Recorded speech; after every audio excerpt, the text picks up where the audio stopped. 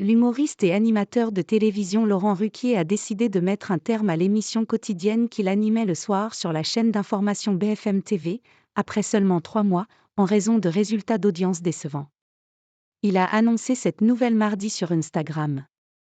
Je préfère m'arrêter là, force est de constater que le public ne m'a pas suivi autant que nous l'espérions dans ce rôle différent pour moi, a-t-il écrit dans un message interne dévoilé par le journal Le Parisien puis publié sur le réseau social. L'audience, au-dessus de ce qu'on faisait précédemment, n'est pas le sujet, a pour sa part assuré le directeur général de BFM TV, Marc-Olivier Fogiel, dans un autre message interne consulté par l'AFP. Ce qui le conduit à arrêter est le décalage entre l'investissement nécessaire et le plaisir qu'il retire de ce qu'il peut proposer aux téléspectateurs, a poursuivi M. Fogiel. Selon lui, c'est Laurent Ruquier qui a demandé de le libérer de son engagement en cette fin d'année. Après 23 ans de divertissement sur France 2, Laurent Ruquier, 60 ans, avait créé la surprise en rejoignant BFM TV à la rentrée passée.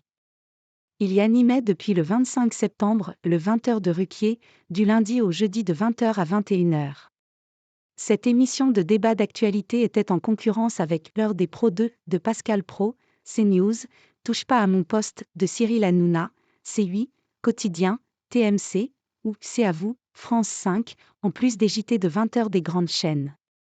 Je ne regrette pas d'avoir quitté France Télévisions en juin dernier pour BFM TV, parce que j'ai vécu ces 3 mois comme une expérience passionnante et incroyable, comme je n'imaginais pas la vivre, mais il faut savoir accepter ses échecs, a estimé Laurent Ruquier dans son message.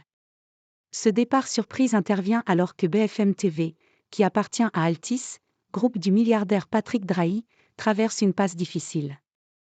Longtemps première chaîne info de France, elle est désormais talonnée par CNews, groupe Canal+, contrôlé par le milliardaire Vincent Bolloré.